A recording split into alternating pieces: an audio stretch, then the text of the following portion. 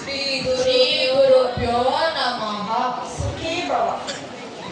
ಮತ್ತೆ ನಿನ್ನೆ ಕೊಟ್ಟಿದ್ದು ಹೋಮ್ವರ್ಕ್ ಮತ್ತೆ ಹಿಂದಿನ ವಾರ ಕೊಟ್ಟಿದ್ದು ಪ್ರಾಜೆಕ್ಟ್ ವರ್ಕ್ ಕಂಪ್ಲೀಟ್ ಮಾಡಿದ್ದೀರಾ? ಯಾರೇ ಕಂಪ್ಲೀಟ್ ಮಾಡಿಲ್ಲ ಸರ್ ಸರ್ ಸರ್ ಮ್ಯಾಮ್ ಇಂದ ವಿಡಿಯೋ ತೆಗಿಯೋಕ್ಕಾಗ್ತಿಲ್ಲ. ಮ್ಯಾಮ್ ಮ್ಯಾಮ್ ನೆನೆ ಫಂಕ್ಷನ್ ಹೋಗಿದ್ದೆ ಮ್ಯಾಮ್. ಉಲ್ಲಾಸ್ ನೀನೆಲ್ಲ ಹೋಗಿದ್ದೆಪ್ಪ? ನೆನ್ನೆ ಮನೆ ಹೋಗಿ ಸುಸೈಡ್ ಎಷ್ಟು ದಿವಸ ಮುಂಚೆ ಕೊಟ್ಟರು ಇಷ್ಟೇ ಮಾಡೋದು ನೀವು. ಕಳೆದ ವಾರ ಕೊಟ್ಟಿದ್ದ ಪ್ರಾಜೆಕ್ಟ್ ಇನ್ನೂ ಮಾಡಿಲ್ಲ. ಏನ್ ಮಾಡ್ತೀರೋ ಗೊತ್ತಿಲ್ಲ. ನಿನ್ನೆ ಹೋಮ್ವರ್ಕ್ ಕಳೆದ ವಾರ ಕೊಟ್ಟಿದ್ದ ಪ್ರಾಜೆಕ್ಟ್ ಎರಡು ನಾಳೆ ಕಂಪ್ಲೀಟ್ ಮಾಡಿ ತರಬೇಕು ಅಷ್ಟೇ, ಆಯ್ತಾ?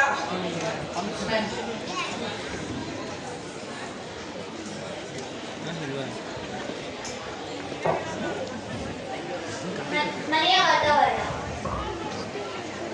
ಗೊತ್ತಿಲ್ಲ, ಕೈ ನೋಡ್ತೈತೆ. ನನ್ನ ದೋಸ್ತ್ ಬಂದು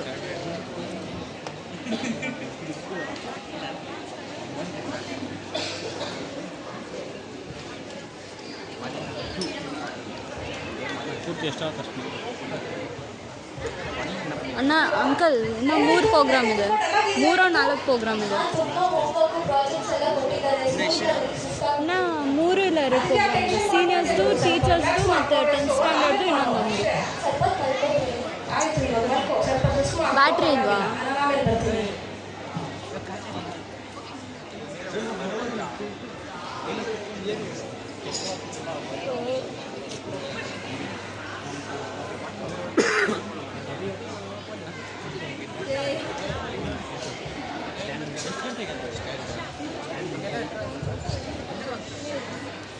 ಸ್ವಲ್ಪ ಸಮಯದ ನಂತರ ತಂದೆಯ ಆಗಮನ. ಮಗಳೇ, ಏನಪ್ಪ ಆಯ್ತು? ಯಾಕಪ್ಪ ಡಲ್ ಆಗಿದೆಯಾ? ಅಪ್ಪ ಸ್ಕೂಲಿಂದ ಬಂದಿದ್ದೆ 5:30 ಆಯ್ತು. ತುಂಬಾ ಪ್ರಾಜೆಕ್ಟ್ ಹೋಮ್ವರ್ಕ್ ಕೊಟ್ಟಿದ್ದಾರೆ, ಸುಸ್ತಾಗ್ತಿದೆ. ಎಲ್ಲ ಮಾಡಿ ಮಾಡಿ ಬೋರ್ ಆಗ್ಬಿಟ್ಟಿದೆ ನನಗೆ. ಬೇರೆ ಏನಾದ್ರು ಇಂಟ್ರೆಸ್ಟ್ ಇದೆಯಪ್ಪ? ಬೇರೆ ಏನಾದ್ರು ಕಲ್ತ್ಕೊಂತೀಯಾ? ಹ್ಞೂ ಅಪ್ಪ, ನಂಗೆ ಸಿಂಗಿಂಗ್ ಕಲಿಬೇಕಂತ ಆಸೆ ಇದೆ. ಸಿಂಗಿಂಗ್ ಕಲಿಬೇಕಂತ ಆಸೆ ಇದೆಯಾ? ಟೈಮ್ ಅಡ್ಜಸ್ಟ್ ಆಗುತ್ತೇನಪ್ಪ ನಿಮಗೆ? ಟೈಮೇ ಇಲ್ವಲ್ಲಪ್ಪ. ಹೋಮ್ವರ್ಕ್ ಪ್ರಾಜೆಕ್ಟ್ ಕ್ಲಾಸ್ ಕಂಪ್ಲೀಟ್ ಮಾಡಿದ್ಮೇಲೆ ರಾತ್ರಿ ಆಗ್ಬಿಡುತ್ತೆ.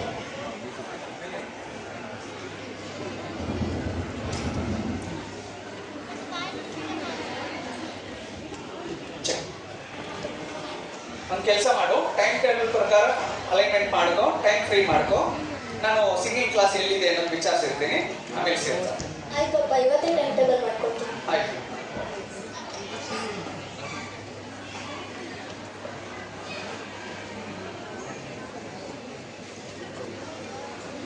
ಅಮ್ಮ ಅಮ್ಮ ನೀವು ವಿಷಯ ಗೊತ್ತಮ್ಮ? ಸ್ವಲ್ಪ ಫೋನಲ್ಲಿ ಮಾತಾಡ್ತಾ ಇದ್ದೀನಿ. ಏ ಅಮ್ಮ ಪ್ಲೀಸ್ ಅಮ್ಮ ಕೇಳಮ್ಮ.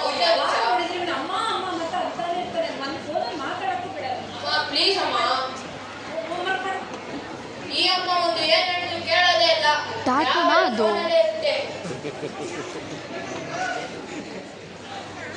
ಕೀರ್ತನ ಸ್ಕೂಲಿಂದ ಬಂದ ಬೇಗ ಬೇಗ ಯೂನಿಫಾರ್ಮ್ ತೆಗೆದು ರೆಡಿ ಆಗಿ ಟ್ಯೂಷನ್ಗೆ ಹೋಗ್ಬೇಕು ಇವಾಗ.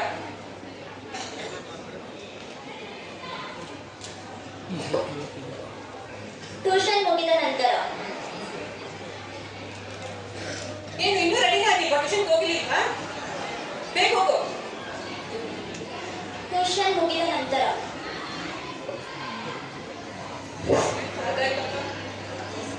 ಬಂದ್ಯಾ? ಹ್ಞೂ ಅಮ್ಮ, ಈಗ ಬಂದೆ. ಬೇಗ ಸ್ಕೂಲ್ ಹೋಮ್ವರ್ಕ್ ಏನಿದೆ ಕಂಪ್ಲೀಟ್ ಮಾಡು. ಹೊಟ್ಟೆ ಹಸಿತಿದೆ. ಇಲ್ಲ ಮೊದಲು ಹೋಮ್ವರ್ಕ್ ಬರ್ಬಿಟ್ಟು ಇಲ್ಲ ತಿನ್ಬಿಟ್ಟು ಬರಿಲ್ಲ. ಬರ್ಬಿಟ್ಟೆ ತಿನ್ನು. ಈ ಅಮ್ಮನೊಡೆ ಕಾಟ ಆಯ್ತು. ಸ್ಕೂಲ್ಗೆ ಹೋದ್ರೆ ಆ ಟೀಚರ್ ಕಾಟ, ಮನೆಗೆ ಬಂದ್ರೆ ಈ ಅಮ್ಮನ ಕಾಟ. ನೋಡ್ಕೋಬೇಕು ಇವಾಗ. ಸರಿ ಅಮ್ಮ.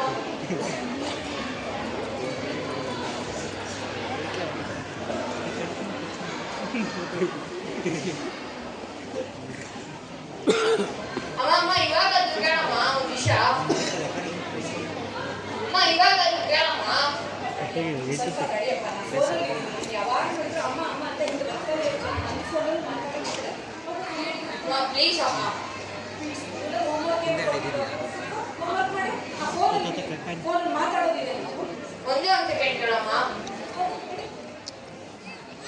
ಯಾವಾಗ ನೋಡಿದ್ರು ಹೀಗೆ ನಾನು ಫೋನಲ್ಲಿ ಮಾತಾಡೋಕೆ ಸ್ಟಾರ್ಟ್ ಆಗುತ್ತೆ ಅಮ್ಮ ಅಮ್ಮ ಅಮ್ಮ ಅಂತ ಬರ್ತಾರೆ. ಹೋಮ್ವರ್ಕ್ ಮಾಡೋದಿಲ್ಲ, ಇದೇ ಆಯ್ತು ನನಗೆ. ಯಾವಾಗ ಏನ್ರಿ ಯಾವಾಗಲೂ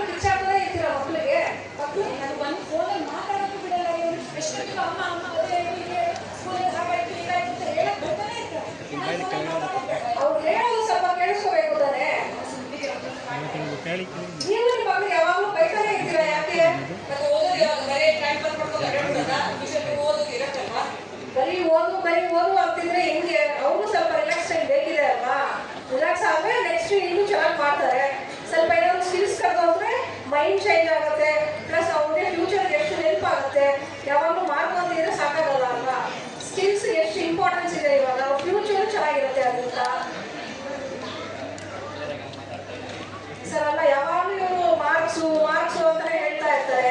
ಅಡಿಷನಲ್ ಸ್ಕಿಲ್ಸ್ ಇದ್ರೆ ಫ್ಯೂಚರ್ಗೆ ಎಷ್ಟು ಹೆಲ್ಪ್ ಆಗೋದಲ್ವಾ, ಅದನ್ನೇ ಮಾತಾಡ್ತಾ ಇದ್ದೀನಿ. ಮಾರ್ಕ್ಸ್ ತುಂಬಾ ಒಳ್ಳೇದಲ್ವಾ? ಮಾರ್ಕ್ಸು ಅಷ್ಟೇ ಬೇಕು, ಸ್ಕಿಲ್ಸು ಅಷ್ಟೇ ಇಂಪಾರ್ಟೆನ್ಸ್ ಇರುತ್ತೆ ಇವಾಗ. ಹೌದಾ? ಹೌದು ಸರ್. ಮಟ್ಟಿಗೆ ನಮ್ಗೆ ಕಾಂಪಿಟೇಷನ್ ಇದೆ ಇವಾಗ. ಕಾಂಪಿಟೇಷನ್ ತಕ್ಕಂತ ಮಕ್ಕಳು ಓದ್ಬೇಕಲ್ವಾ? ನಮ್ಗೆ ಸರಿ ಇದೆ, ನೀವು ಹೇಳ್ದಾಗೂ ಸರಿ ಇದೆ ಅಲ್ವಾ? ಬಾಸ್ಕೆಟ್ ನೋಡಿದ್ರಲ್ಲ ವೀಕ್ಷಕರೇ, ಇಷ್ಟು ಹೊತ್ತು ನಮ್ಮ ಇಡೀ ತಂಡ ನಮ್ಮೆಲ್ಲರ ಬದುಕಿನಲ್ಲಿ ದಿನನಿತ್ಯ ನಡೆಯುವಂತ ಸಣ್ಣ ಪುಟ್ಟ ಘಟನೆಗಳನ್ನ ಹಾಗೆ ಯಥಾವತ್ತಾಗಿ ನಿರೂಪಿಸುವಂತ ಪ್ರಯತ್ನ ಮಾಡಿದೆ. ನನಗಿಲ್ಲೆಲ್ಲೋ ಕೇಳಿಸ್ತಾ ಇತ್ತು, ಅಯ್ಯೋ ನಮ್ಮ ಮಗ ಹೀಗೆ ಬರ್ತಾ ಇರ್ತಾರೆ ಅಂತ ಯಾರೋ ಹೇಳ್ತಾ ಇದ್ರು. ಅವ್ರು ಯಾರೋ ಆ ಕಡೆಯಿಂದ ಅಯ್ಯೋ ನಮ್ಮನೆಯವ್ರು ಹೀಗೆ ಧಾರಾವಾಹಿ ನೋಡ್ಕೊಂಡೇ ಕೂತಿರ್ತಾರೆ ಅಂತ ಯಾರೋ ಮಾತಾಡ್ತಾ ಇದ್ದಾರೆ, ಅಲ್ಲಿ ಕೇಳಿಸ್ತಾ ಇತ್ತು. ಹೌದಾ? ಎಷ್ಟು ಜನ ಯಾವ ಯಾವ ಮನೆ ಪರಿಸ್ಥಿತಿಯಲ್ಲಿ ಇದೀವಿ? ಕೈ ಎತ್ತಿ. ಮೊದಲನೇ ಮನೆ ಪರಿಸ್ಥಿತಿಯಲ್ಲಿ ಯಾರ್ಯಾರಿದ್ದೀವಿ ನೋಡಿ, ಎಷ್ಟು ಜನ ಕೈ ಎತ್ತಾ ಇದ್ದಾರೆ. ಎರಡನೇ ಮನೆ ಪರಿಸ್ಥಿತಿಯಲ್ಲಿ ಯಾರ್ಯಾರಿದ್ದೀವಿ? ಮೂರನೇ ಮನೆ ಪರಿಸ್ಥಿತಿಯಲ್ಲಿ ಯಾರ್ಯಾರಿದ್ದೀವಿ? ನಾವು ಯಾವ ಯಾವ ಮನೆಗಳಲ್ಲಿ ಯಾವ ಯಾವ ಪರಿಸ್ಥಿತಿಗೆ ತಕ್ಕನಾಗಿರ್ಬೇಕು ಅನ್ನೋದು ನಮ್ಮ ತೀರ್ಮಾನಕ್ಕೆ ಬಿಟ್ಟ ವಿಚಾರ. ಇದೆಲ್ಲವೂ ನಿತ್ಯ ಎಲ್ಲರ ಮನೆಯಲ್ಲಿ ನಡೆಯುವಂತ ರಾಮಾಯಣ.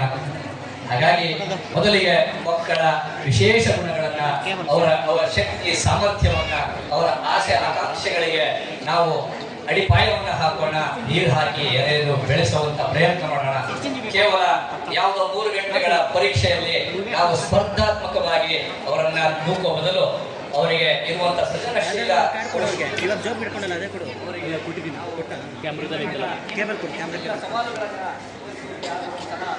ಎಲ್ಲ ಪ್ರಯತ್ನಗಳನ್ನ ನಾವು ಮಾಡೋಣ.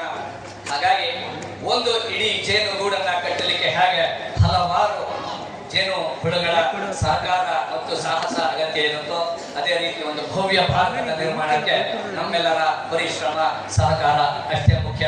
ಭವ್ಯ ಭಾರತದ ನಿರ್ಮಾಣದಲ್ಲಿ ನಾವೆಲ್ಲರೂ ಮುಂದಾಗೋಣ. ಶುಭ